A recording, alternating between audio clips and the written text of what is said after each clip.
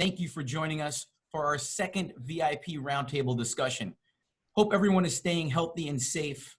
On behalf of the entire Florida press team, let me say how excited we are to be able to provide our FPA members this legislative update from a well-informed expert panel. Before we begin, I have a few announcements. First, I would like to recognize our sponsors, Blue Toad, Preferred Marketing Solutions, and our very own Intersect Media. Please mark your calendars for August 20th. We will be hosting our next VIP Roundtable on using data to grow revenue, presented by FNAME.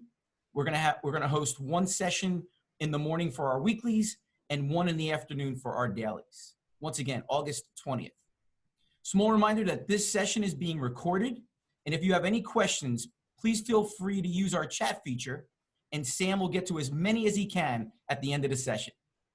And now, without further ado, I will turn it over to our facilitator this morning, FPA's General Counsel, Sam Morley, will introduce our guests and their specific topics. Sam, take it away. Thank you, Jim. Hopefully everybody can hear me okay. I'll go ahead and just let you know how honored I am to introduce our panelists this morning. I've worked with each of these individuals for many years, and I must say, having them as colleagues and allies has certainly furthered our association's goals and made our industry stronger and more visible at the Capitol and throughout the state even. So let me start the intros with Dominic Calabro. He'll be discussing some of the legislative budget and tax issues. As many of you know already, Dominic is President and CEO of Florida Tax Watch, Florida's premier independent nonprofit government watchdog and taxpayer research institute. Dominic has led Tax Watch for nearly its entire 40-year history. Dominic has been appointed to numerous task forces and study groups by every governor, going back to Governor Bob Graham. Governor Rick Scott recently named him as a member of the constitutionally chartered Government Efficiency Task Force. He serves on many nonprofit boards, including the Governmental Research Association, Enterprise Florida, the Florida Network of Family and Children, and our own FPA board.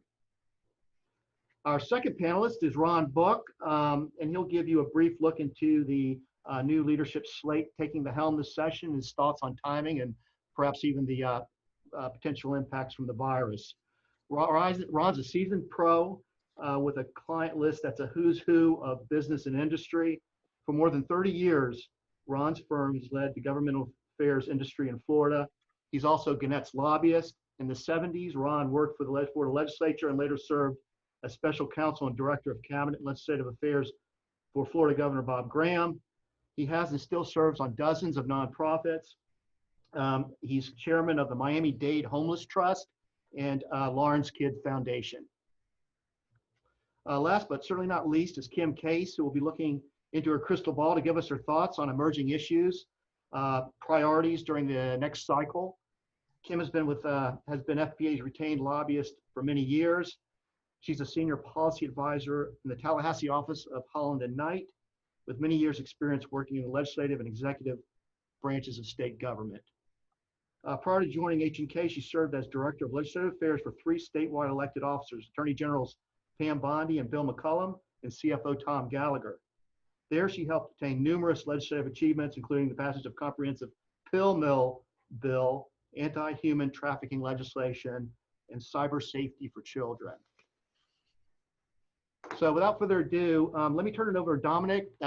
He'll go for 15 minutes, and he can turn it over to Ron for the same amount, then Kim, and then we'll wrap it up with some questions.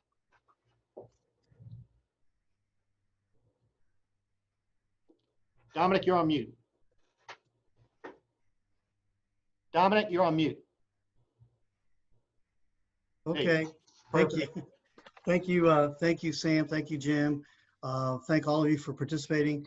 I feel very, very honored to be on a panel with 2 really outstanding leaders in our state who are just great partners that I'm happy to partner with Sam and Jim and doing some real good for journalism in Florida and for the independent free press.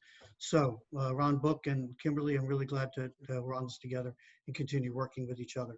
I'm going to steal a little bit of a visual that Kimberly described yesterday when we had a preparation visit on this.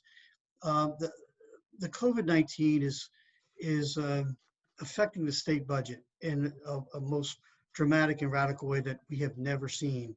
Prior to this period of time, I think, and Ron, you may have seen some of this, but the 1973-74 recession was very, very serious in Florida. We saw since then, probably even more dramatic, the 2007-8, 2009, where budget fell by billions of dollars. This is going to be even more dramatic than that. I think it's kind of like a hurricane category 4 or 5 that's affecting the entire state budget. Every area, healthcare, and maybe even more so in healthcare, transportation and infrastructure, tourism, one of our vital industries that's important for revenue collections, but also the vibrancy of our nation, of our state and nation. It's education. We're seeing how difficult it is to try to bring children and students back to school, both pre-kindergarten through 12th grade, as well as our college system and our universities, both public and private. So I think nonetheless, this is going to have an effect, and I think it's going to be more of a lagging indicator on the budget as opposed to a primary indicator, because we'll realize that the collections are not coming in and that it's going to impact our ability to really affect the delivery of services, our taxation, and the like. So with that in mind, I think very simply, you're going to see that while we've gotten a lot of revenue from the federal government, it will continue throughout 2020, at some point, that party is not going to continue. So we'll continue our recurring expenditures, but we will not have the recurring federal revenues to sustain us in 2021 and 2022. So that's whereupon the Great Reckoning occurs. And I'll talk about some solutions in that regard. So anyway, for the past 40 years, Florida Tax Watch has been and continues to be the eyes and ears of the taxpayers of Florida. COVID has had significant reductions in tax collections across all sectors. But of course, as you would imagine, corporate income and sales and use are the primary ones.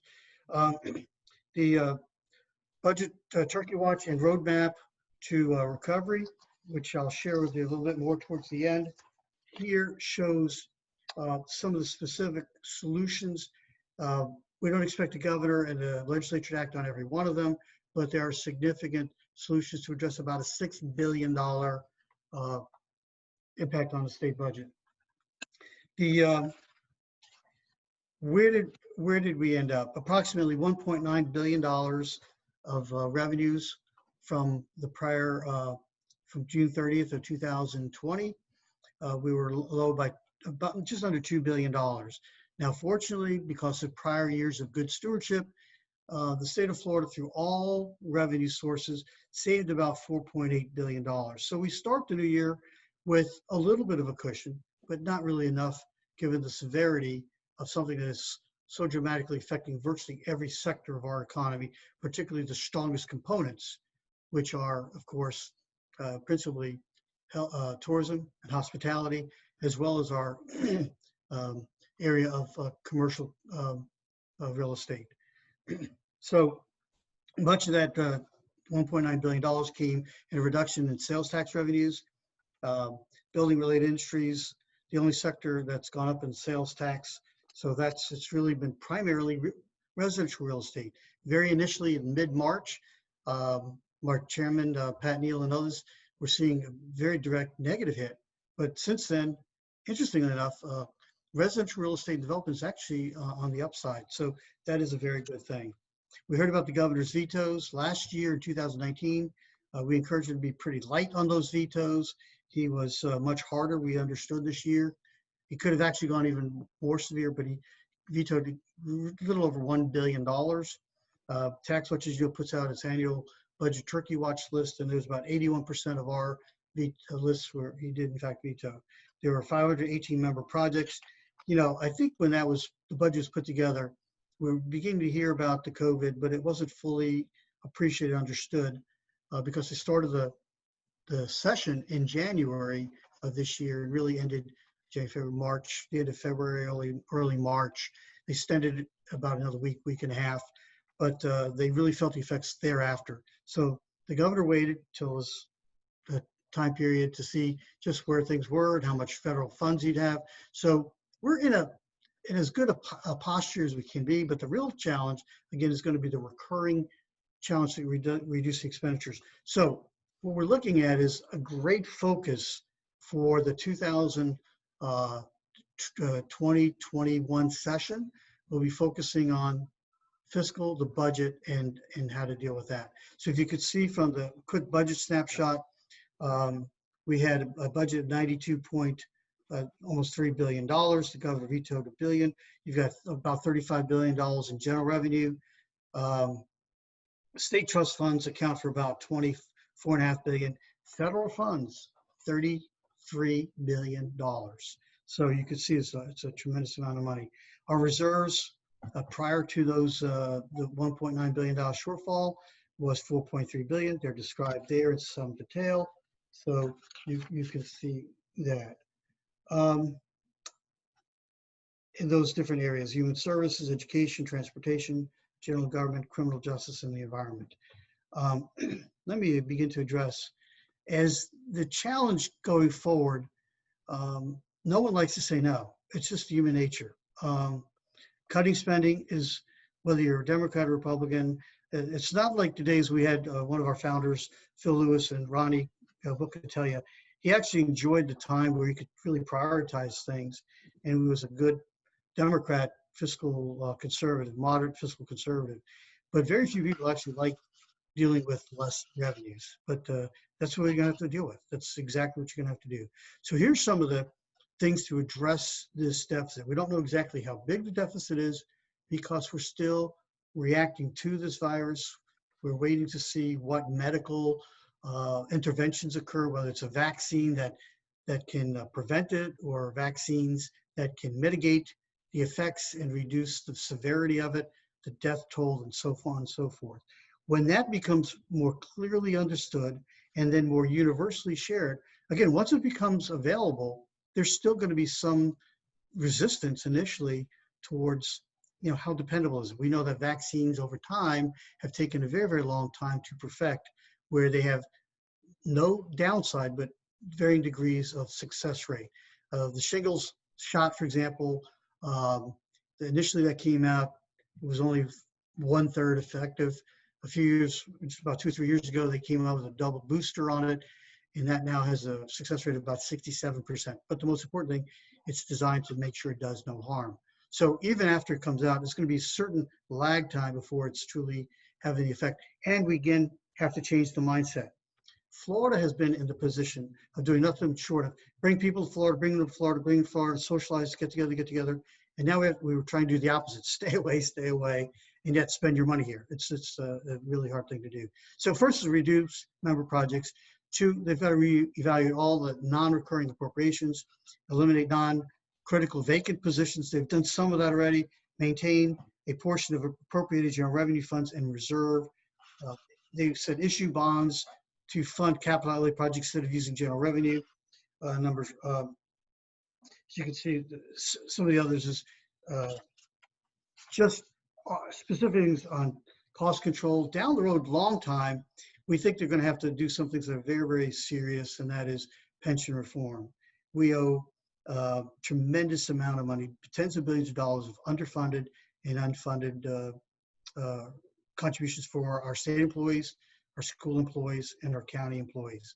It's in the area of tens of billions of dollars. And actually, each year, just to keep it from going from 85% of liability, the funded liability, below, we usually have to spend $500 to $600 million each year. So the long and short of it, some other things we're looking at is offering tax amnesty for taxpayer compliance and audit coverage. But the real big thing is going to be some real money, is finally getting out of the ideological darkness and enact Wayfair, or Internet and e-fairness legislation.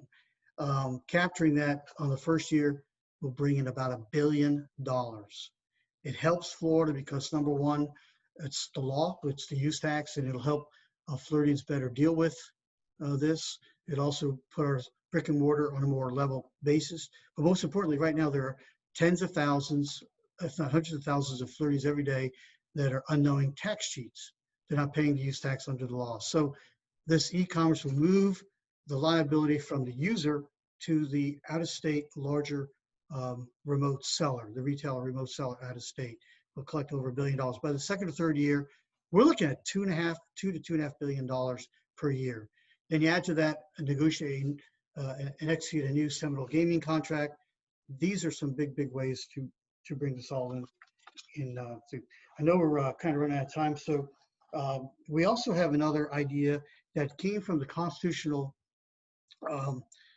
Task Force to Review Government Spending, and that is to enact an annual government efficiency task force. What we want to make sure is that when we cut spending, we're not penny wise, pound foolish. We don't cut those things that impact people in a very constructive and prospective way. Like we don't want to cut early child learning. We don't want to cut those things, immunizations and things that will help make us healthy and safety long term. We don't want to be penny wise and pound foolish. So through the years, tax will just help identify it, and the legislature and governors have acted on that. And that's the kind of thinking we're looking at, is smart spending measures that 2-3 years from now will help us to prioritize, be more effective and more efficient, and bring in some revenues that allow us to be modern with the system. The impact on the budget, we're going to see a little bit more clearly what the spending, but we think ultimately the governor and legislature are really trying to delay bringing the legislature into town to deal with these dramatic reductions in state revenues. They're looking primarily, and I let Ron and Kimberly talk about this maybe from their perspective, but we believe that they're waiting until the organizational session in November, if they can, if the spending does not, if the gap does not exceed the reserves that they brought in from the carryover from last year to this year. One thing that Florida is very important is our constitutional balanced budget requirement simply says you cannot spend money that is not in the Treasury.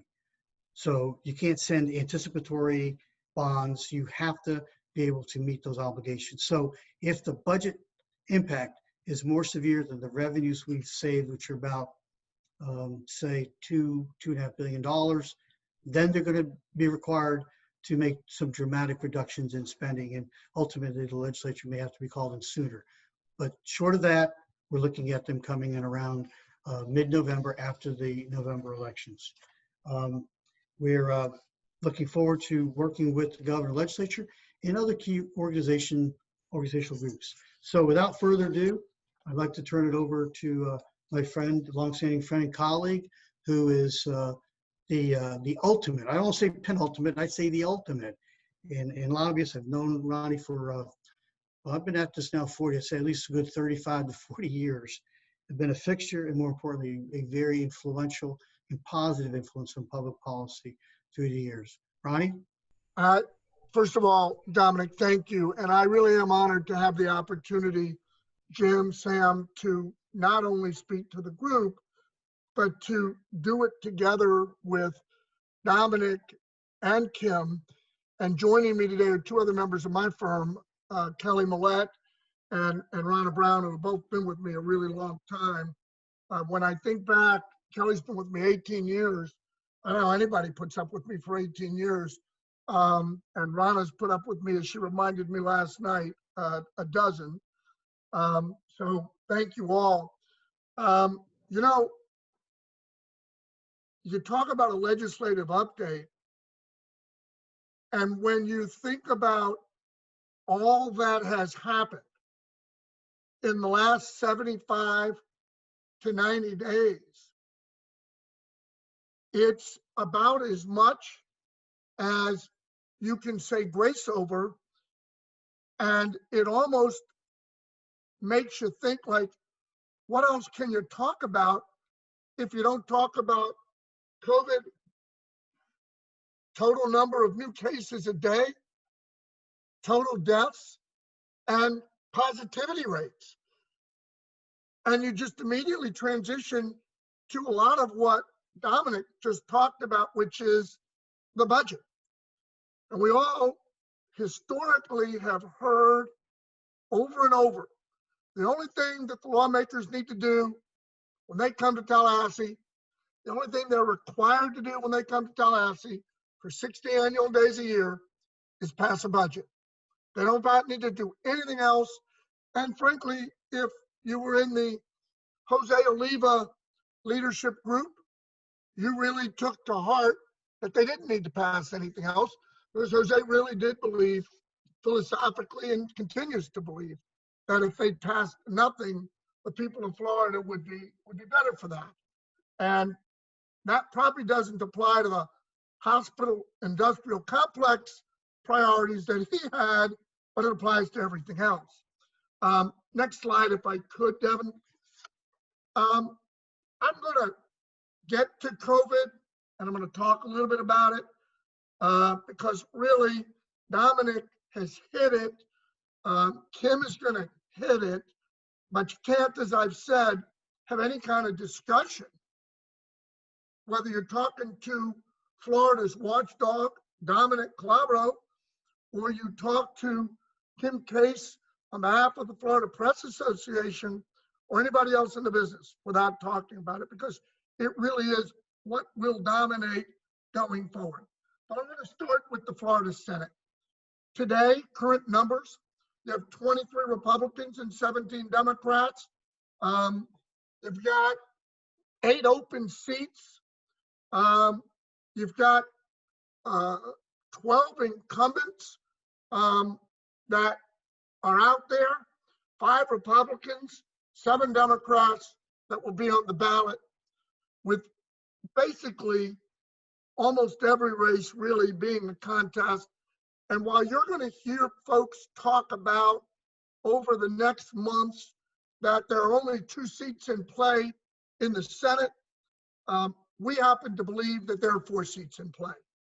I think you're going to see the nastiest race, the most expensive race of the cycle will be the race in Miami-Dade County, big surprise to everybody, for the Ana Terry Flores vacancy. If they don't spend a combined $15 to $20 million, I will be surprised, and it could exceed that.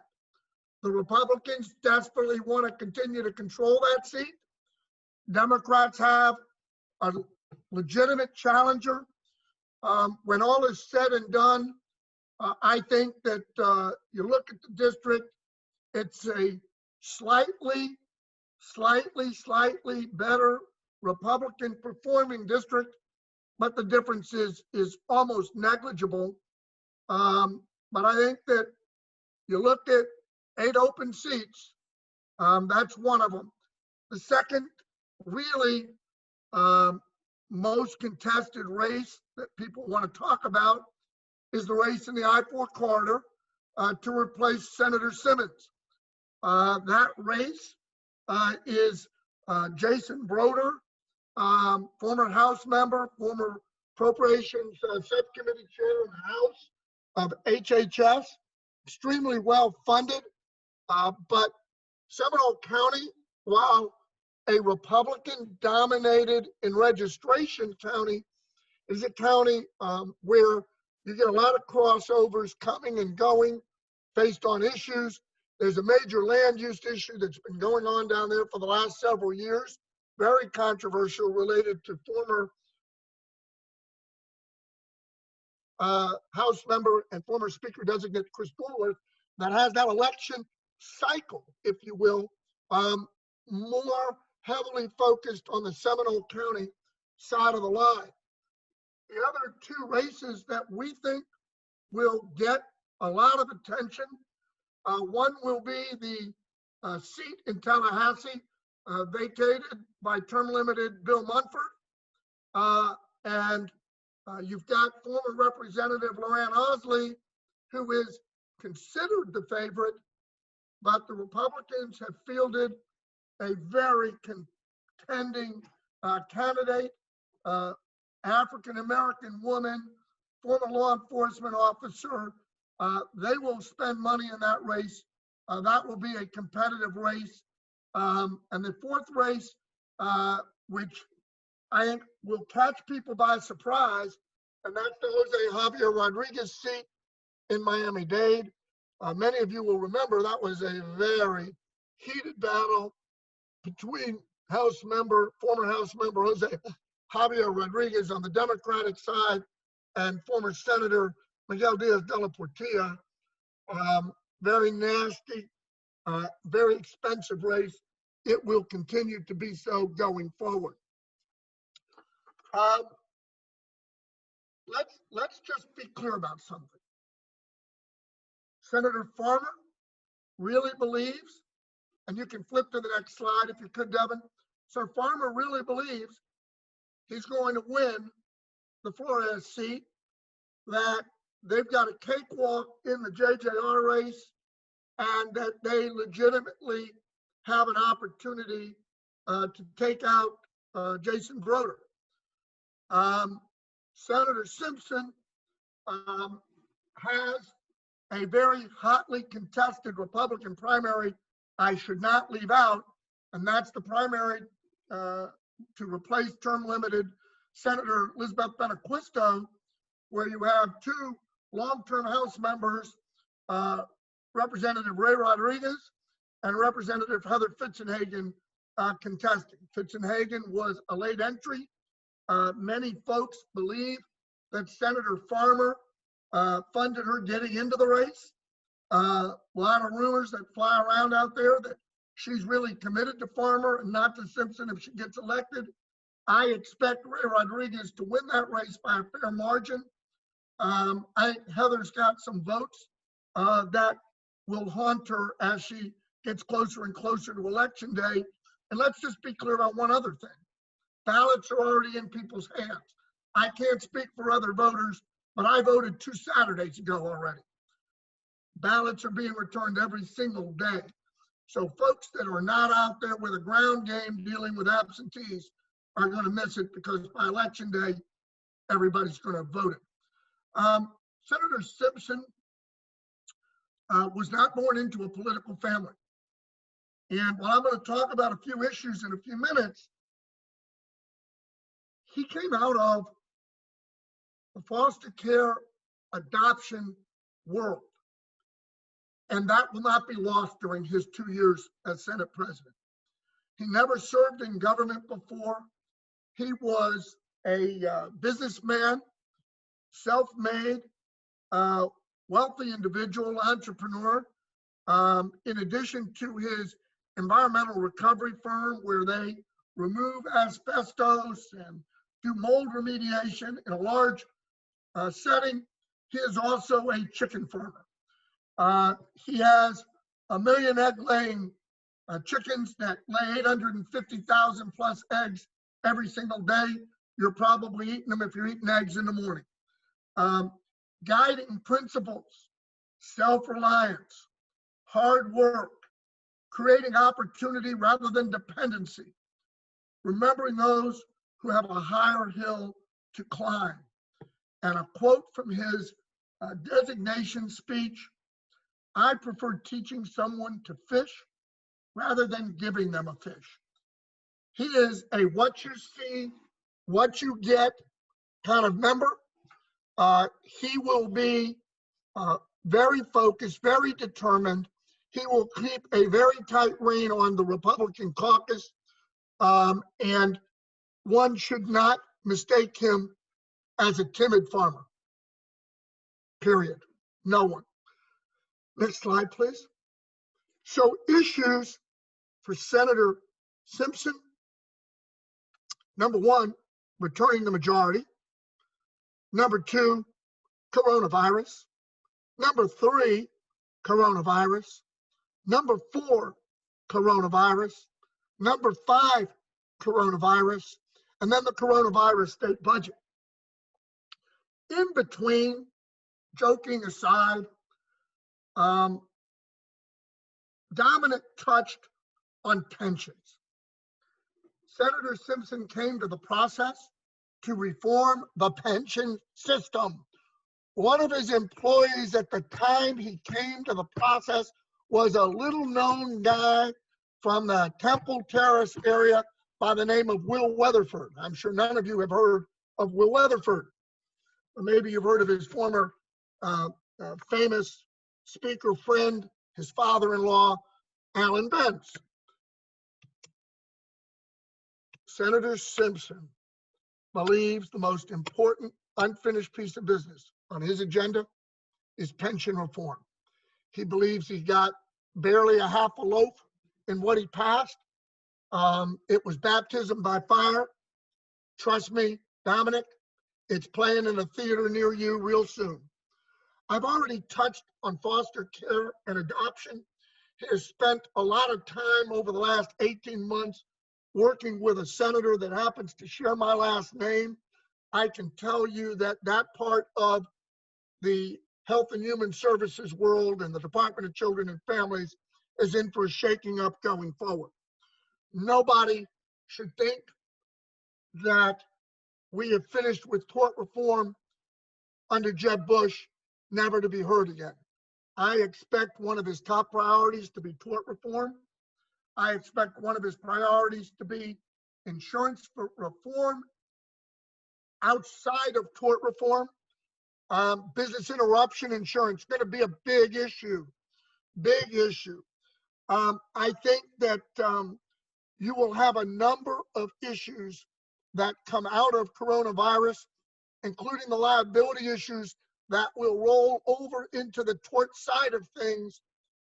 But liability for employees, we have no clue what the trial lawyers have in mind for the future of Florida.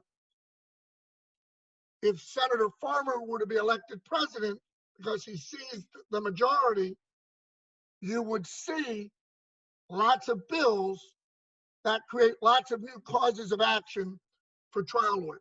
I don't see that playing, but no one should lose sight of that. And I might add, by the way, you will see dramatic healthcare related reforms coming out of COVID.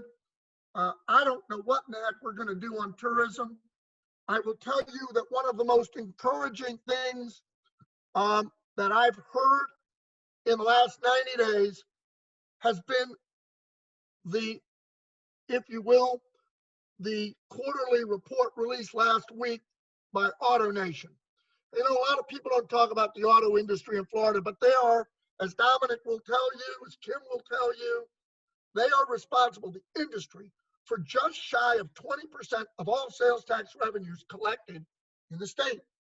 If you looked at their report last week, they doubled year over year. Everybody thought no one was buying cars over the last 90 days. Well, AutoNation's online platform had them go from 110 million in a billion and a quarter to 280 million. Monster year over year jump. But the good news is those people are all paying sales tax.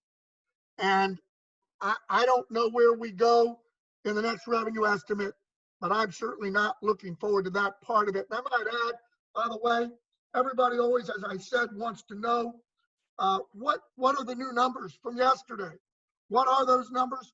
Well, I'm here to tell you that yesterday we hit a new record on the number of deaths in Florida from COVID, 253, and your new cases total, for those who thought that the Saturday, Sunday numbers that we saw Monday was somehow begin to decline.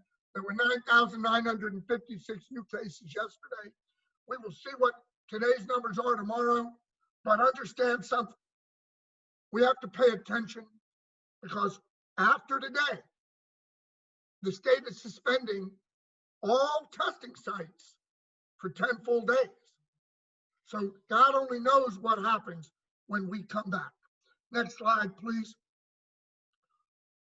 Look, as I've said already, to the issues. I want to touch something else Dominic mentioned. I think that you should look for a special session in November. Remember, we do organizational session 10 days after the election, but we will move, I believe, that afternoon or the next day into a special session on the budget.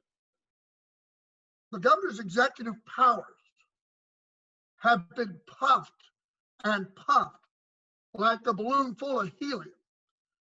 I'm not sure that his executive powers fully extend to the level that they are being utilized, but legislature is giving them the latitude rather than going into special session now and know that the Democrats want to pounce on the unemployment comp issue.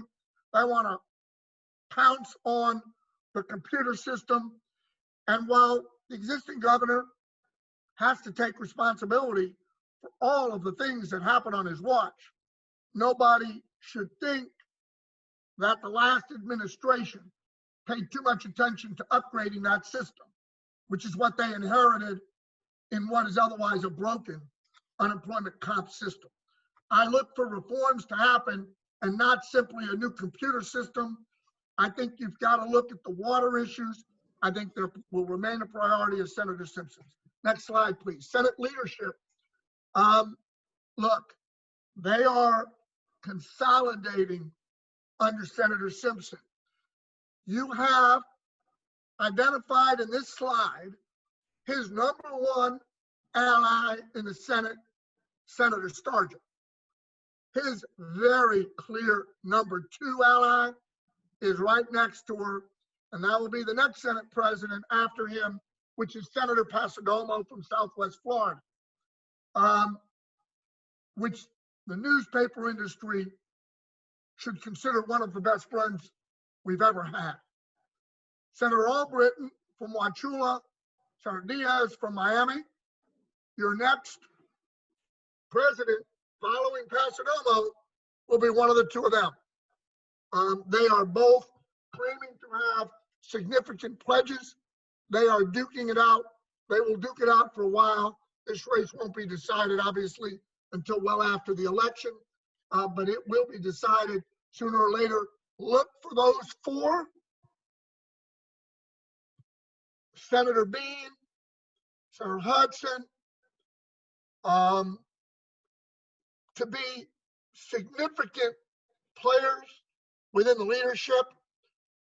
Look for real growth amongst them as they grow to complete whatever the legacy is of this next 2-year cycle. Next slide, please. So, House of Representatives is going to remain very solidly Republican out of this election cycle. 31 open seats. We believe there are, if you will, in place 10 incumbents in that group of real contested races, 31 total. So think about that when you think about the incoming class. Not a quarter are going to be brand new members, neophytes. They don't know where the bathroom is. They don't know where the parking lot is. They hope to get a parking space in a building. They hope to get an office assignment. I'm kidding. The bottom line is that I don't see the shift there. The bulk of those contested races are going to come out of South Florida. No big surprise.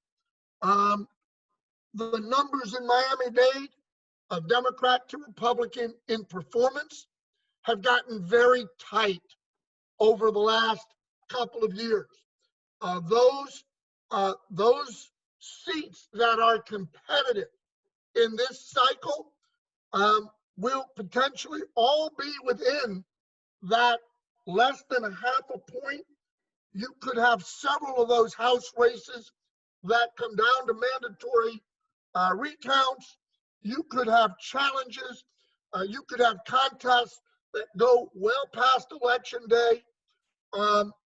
Obviously, much dependent on what happens in the race between the president and Vice President Biden, and how much tail power they will have to help carry folks through. But your next presiding officer in the Florida House is a young lawyer, prosecutor from the Tampa Bay, if you will, Pinellas Pasco community, Chris Sprouse, 34-year-old, former federal prosecutor, former state prosecutor, longtime law enforcement background. His father was a police officer. Next slide, please. He developed an interest in political game long time ago, and you'll see on one slide behind, but to go back for half a second, those are your open and incumbent races that are going on. And let me simply point out the race for 120, that's an open seat, very aggressive race. The Rodriguez and Fernandez races will be heavily contested races. You've got races like Vansalupus will be, which is not on there, but will be a very heavily contested race. The Polo seat, which would be a Republican takeback, will be very closely watched. Lamarca race will be tight just because of performance in Northeast Fort Lauderdale. But pay attention to those. Those are those races. Go to the next one if you would. And I left out the Danny Burgess race in Tampa, which was the Tom Lee vacancy, because I think that race is largely decided. The next slide, please. So going back to Chris, you really have a millennial running the body who does not fit into any part of the millennial mode other than his age. Because this is not a guy who sees anything in life coming easy. This is a guy who believes that you succeed basically on hard work. This is a guy who believes that at the end of the day, social media, you'll see him spend a good deal of his time with those small sound bites in an attempt to influence, if you will, public policy he's advocating for. He urged members to reject all of that, really, though, and focus on hard work. Work ethic. Work ethic. Not aspirational. If you don't have it, don't come, is really his attitude. He defies all of those millennial stereotypes. He is a substance individual. And if folks want to understand why or how criminal justice reform slowed down, look no further than Representative Sprouse. Look no further than where he has come from a lawyering perspective. He may see things like a lot of millennials. Nobody should confuse him as such. Hey, Ron. Yes. Hey. Am I over time already? Yeah. Well, we'll just. Yeah. Thanks for everything. Let me just jam through a couple. Give me 2 more seconds. His priorities: increase reserves, create a fund for disaster recovery, greater spending limitations. He cannot stand the misuse of spending. Look at him to focus on taxing districts and boards. Look at him to focus on protecting the beaches and the environment. Look at him to do data transparency. Look at his leadership team to be Jay Trumbull from the Panhandle, his likely appropriations chair. Look at Representative Latvala to be within that group. Look at incoming House Speaker Paul Renner from Jacksonville to play a meaningful role, likely to be your rules chairman. Look at Danny Perez, a speaker designate, which would be the same cycle with Manny Diaz and Ben Albritton to emerge as part of his senior team. I'm going to stop and simply end by saying one thing before Kim and before we get to questions. COVID, COVID, COVID, COVID, COVID, COVID, COVID, budget, budget, budget. The future of Florida rests on what this next legislature does. I'm doing what I do for 47 years. I have never seen, if I aggregated all of the challenging issues from Hurricane Andrew to an economic downturn in 2007, take all the ugliness of a bridge collapse in the Tampa Bay area back in 1980. Look at the riots of 1980 in Miami. Put all of them together, and they do not compare to the challenges that this legislature and this governor will have to undertake in the next session of the Florida legislature. Thank you. Thanks, Ron. Yeah, Kim, go on and launch in where, yeah. Absolutely. Thank you, Ron. Thanks, Sam. Thanks to everyone for spending time with us today. It's an honor to be with all of you. And I'll shorten my remarks because I know we probably have a hard stop. But in preparation for this panel, I just went ahead and reached out to my contacts in the legislative, executive branches, as well as industry, to get a sense from them. What are you hearing? What do you think the emerging issues are, for 2021? And, what they said lined up with what Ron and Dominic and we've been saying. The budget shortfalls and the ongoing pandemic will dominate and drive policy next session. When economic times are good, you have a House Speaker like Speaker Oliva, who said, I'm going to take on healthcare industry. We're going to have free market reforms. You had, for example, President Negron say, I'm going to do a significant investment on higher education. And they have these really aggressive agendas, big agendas. Many of you may recall that Governor Jeb Bush used to call them BHAGs, big, hairy, audacious goals. And what I think we'll see less of are grand policy goals for the next 2 years, because leaders are facing unprecedented challenges with COVID and the pandemic. One of my friends used this analogy to describe the 2021 session when I called him. He said, quote, "Session will be like walking through a debris field after a hurricane," end of quote. And I think that's bleak, but I think it's accurate because of what the legislature will be reacting to. They'll be reacting to damage inflicted by COVID on the economy, on state revenues, on industry like tourism and hospitality, and they will have to make hard choices on how to best use limited resources to help Florida recover. We'll have federal CARES dollars, but not for very long. So we'll have, as Dominic mentioned, it will be several years where we'll be having these holes that we'll have to fill, and how do we do that? I do think several issues will be tackled by the legislature, and I'll shorten my remarks because really Dominic and Ron have both touched on them, but I'll highlight a few. Many of your papers have documented the problems with the unemployment compensation system, the Connect website, which caused, when there was an onslaught of claims at the beginning of the pandemic, you had the website crashing, claims not being processed, and people who were unemployed not getting benefits for weeks. Governor DeSantis, through executive order, has made some changes. He's waived the 1 week waiting requirement before applying for benefits, the work search requirement. Now you can do paper applications, it's not just online.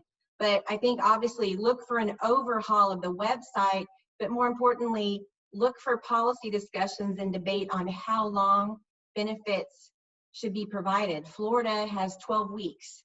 Most other states, I think all other states, have more than that, 26, as well as how much should be provided. We have a lower amount. I think it's $275 a week. So looking at the benefits, that's going to be a big issue, and will be a highly debated issue, I think, in the legislative session. Social justice, police reform, criminal justice reform. That's where I think there'll be some legislative activity. We'll see legislation regarding use of force, such as chokeholds and strangleholds by law enforcement, as well as de-escalation training and increased accountability and transparency where excessive force is used. Criminal justice reform, which has received strong bipartisan support, especially in the Senate, will be a hot topic this session. Last year, there was legislation for discretion for judges to downward depart from mandatory sentences related to nonviolent drug offenses, increasing the amount of gain time for inmates, sentencing review. These were all introduced. They were moving in the Senate, but they were not able to pass the legislature. I think similar bills will be filed this year, but I think given everything that's happened in the country related to social justice and police reform, I think that the bills will have more momentum. Tort reform. Ron briefly mentioned this. I'll just give a little more color on that. During the first wave of the pandemic in Florida, Governor DeSantis signed an emergency order that eliminated elective surgeries in an effort to ensure there were adequate beds and resources to combat COVID. That has since been lifted, but several hospitals, due to the increasing hospitalizations that we have again of COVID patients, have enacted that policy. Anytime you have a delay in treatment, it creates potential liability for healthcare providers. And for that reason, I think you will see legislation that creates some immunity for healthcare providers from civil liability in the course of treating COVID. I know that the FMA during session, probably, I think it was maybe May, it might have been a little earlier than that, had sent a letter and requested that the governor, using his executive authority, do something like that, protect healthcare providers from civil liability. But my understanding is that there were concerns about whether or not he had sufficient authority to do that, which is why I think instead you will see something done legislatively. In addition to specific tort reform on healthcare issues, you may also see legislation that's similar to what Ohio is considering right now. And that's some limited tort liability for businesses where people are exposed to COVID in the course of their regular business activities. So I think those two issues will be something we'll probably want to watch. Across the country, frankly, states are grappling with an assessment of their public health systems. Were we prepared? What was our effectiveness, our ability to combat this pandemic? And I think over the past 20 years, the Florida Department of Health, along with health departments elsewhere, have seen significant budget and staff reductions. Given what we're facing, and unfortunately what we're probably going to continue to face, I think you'll see significant resources devoted to hiring additional experts, epidemiologists, contact tracing, and really beefing up county health departments. I think you'll also see bills related to increased use of telemedicine, funding issues related to healthcare reimbursements for healthcare providers. And for education, I think it's been mentioned, but there's going to be a continuing debate on online learning versus brick and mortar, not only for K through 12, but also for higher ed, and the best practices for keeping students, teachers, and administrators safe during these difficult times. As far as some other things, Ron has mentioned several of them. A couple other ones, you'll see the sort of the usual bills related to FDOT's infrastructure package, some environmental bills. There'll probably be a partisan policy debate on tax cuts versus raising revenue through tax increases, especially as the state faces budget shortfalls. And while I focused on the legislative branch, let's not forget that Governor DeSantis, Attorney General Moody, Ag Commissioner Freed, and CFO Petronas are going to start the process of gearing up for their re-elections in 2022. So they will probably have some high-profile priorities this session and the next session to begin making their case for re-election. And then finally, for many years, I've worked with all of you side by side on public notice, and we've been successful at stopping efforts to end and erode public notice, but we still have to be vigilant for the 2021 session. There will be some who, there will be some other pressing issues, but some may use the pretext of cost savings for local governments to justify eliminating the requirement for public notice. And that's why having conversations with your local legislators on why public notice matters and doing it now, I think it's so important.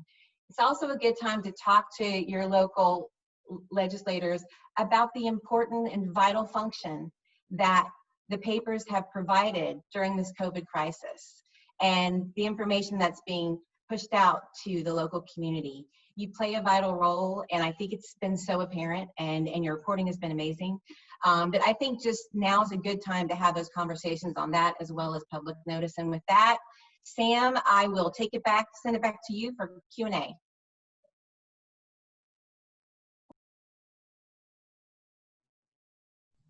Sam, you're on mute. Okay. Yeah, sorry about, yeah, I don't see any questions on the chat screen. Sorry about that. Yeah, we have 3 minutes, so I would like to, before we wrap it up, open it up to any questions for our panelists before we let them go. Hey, Sam, this is Dominic. Can you all hear me? Really, Kimberly and Ron both did a great job. Thank you for filling everything in. I think it was a very great presentation by you guys.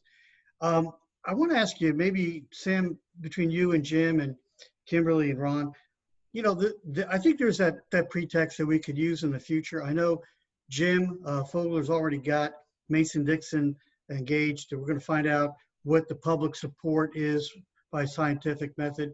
In the past, has been very strong to continue to have public notices available to the residents, the people of Florida.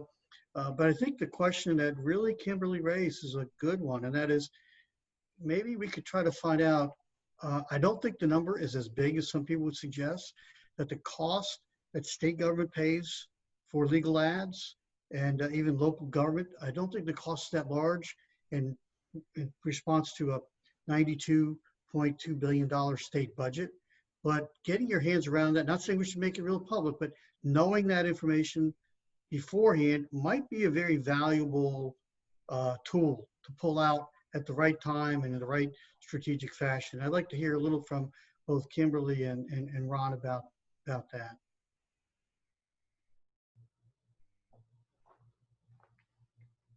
I spoke too much. I'm deferring to Kim. I agree, Dominic. I think that having those numbers, not to be publicly disseminated, but just in quiet conversations about, look, this isn't a huge cost savings. And when you look at a cost benefit analysis, the damage that will be done if there isn't public notice is far worse. And I think we could make that argument straight faced all day long.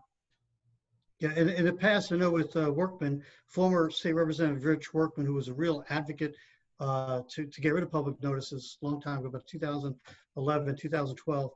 I mean, I hit him, as Jerry Mulligan would say, kind of upside the head with a 2x4, because he made that argument. I said, look, Rich, it's not a lot of money. Even if it were several $100 million, which I sincerely doubt, it's probably a few $1 million, maybe 10 million, but out of the state budget, is that the price you want to pay for accountability and for a free press, and so citizens are properly informed to hold their county government, their school board, their cities, their local, and their state accountable, without which that information is pushed out to them. So I think having that knowledge, and maybe I'd like to work with Jim and Sam with what that looks like, and try to ascertain some parameters. We don't have to have exact numbers, but just have some, is it smaller than a bread box, bigger than, so we can respond to them and say, look, really, this is much to do about nothing. And if we can do that, I think it will help minimize that argument, which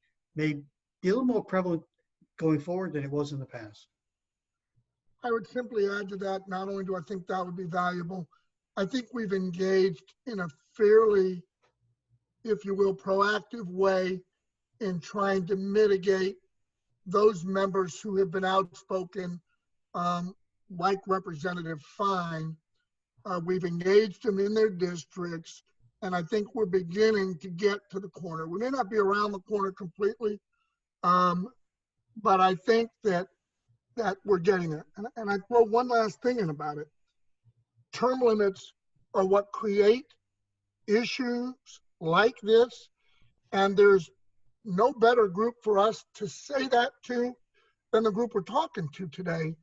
Sam and Jim, to a lesser extent, have heard me for the last several years rail on the term limit issue. Term limits are one thing, but 8 years is a different thing. And 8 years is just not enough. And so we go through these educational periods on issues like policy and importance of public notices, being printed in daily newspapers. Okay, well, we're out of time. I wanted to thank our panelists again. As you can see, they have just an incredible wealth of experience, and we truly do appreciate their time. Please send any suggestions for future VIP roundtables to us. We hope you found some value in this session. Thank you all for taking time to participate and listen. And I think our next roundtable will be on August 20th. So mark your calendars for that date. Again, thank you for everyone's time and input, and everyone have a nice day.